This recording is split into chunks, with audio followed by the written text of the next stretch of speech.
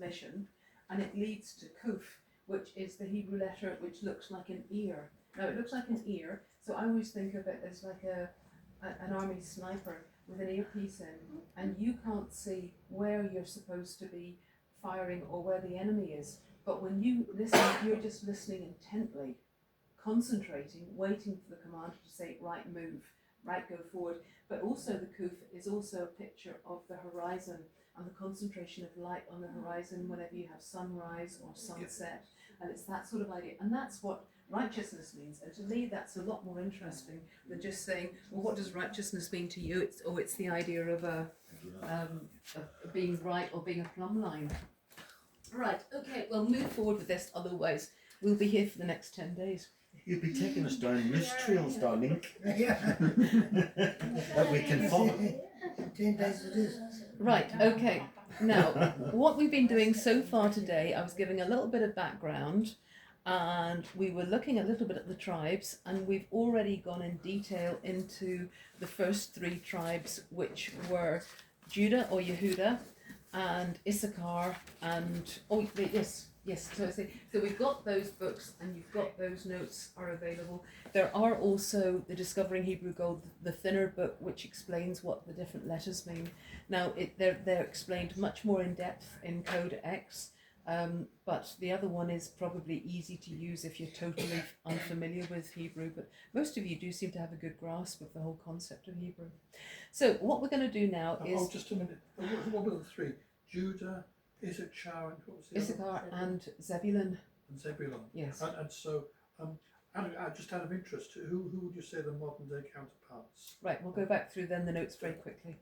David, just have to proceed on a little bit, and we'll get there in a minute. It's just, I've been talking for 2 hours this morning, and we can't go through everything again. Just a sort of summary of who they are. Okay, yeah, okay. Now I liken them a little bit to what role would they play in the army. I think that kind of makes it a bit easier. So Judah or Yehuda is basically, now the name Judah or Yehuda is the only Hebrew name that contains the name Yahweh or Yahuwah. And the root of it is Yod Dalet or Yud, and the Yod represents the hand of God, the Dalet, the doorway, an opening or opportunity. So basically, the root meaning of it is the idea of the hand moves, the hand makes way, and Judah was about going first and leading everybody forward, moving forward, okay? It's more that than the idea of worship, which we often think that Judah is associated with praise. Yes, you can throw your hand in worship and praise, but it's more connected with this idea of motivating people to move forwards, okay? So Judah goes first.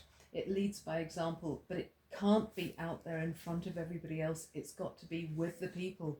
So it's like a personal trainer or a sergeant major. There's no point in them standing at the front of the pitch yelling stuff out and not caring if anybody's following. It's got to be in among the people. Rosa, I'm not sure that was quite his question. Did you say... He wanted me to go through and explain what these 3 tribes each were in the modern day, and that's what I'm trying to do. Sorry, okay, I beg your pardon. I thought it was... Okay. Is this the sort of thing you wanted? I just wondered which nations, because they're modern counterparts. No, we're not looking at individual nations. We're looking at how... Right, okay. No, what we're looking at is how the church has become very grey and sterile in that everything is based around just doing a task. Let's get the people to do it. This is looking at it from the opposite view of... Oh dear, I need to kind of start at the beginning of everything. It's okay. We believe we're part of an organisation in Ireland called Ireland's Destiny Hub. It's a prophetic group, okay? We've got Veronica West and Victor and myself, the 3 of us were the core of it. And we had a conference 2 years ago, and at the end of the conference, we thought we were going in one direction, and we just all felt God was speaking to us about 12 tribes.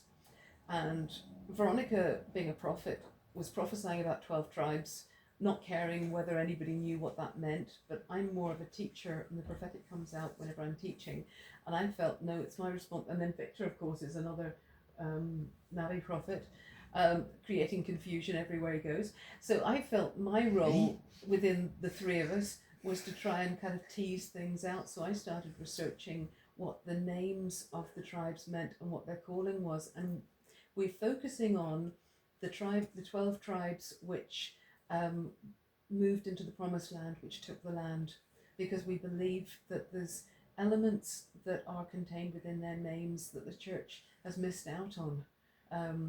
And so the idea is, what are the elements, what is the calling that was given to them by their father or by their parents when Yaakov sired the children, that name calling, but then also looking at the blessing that was prayed over them by Moshe on his deathbed before they crossed over into the promised land, and trying to pull those pieces together to say, right, how would that look if we introduce that to our churches?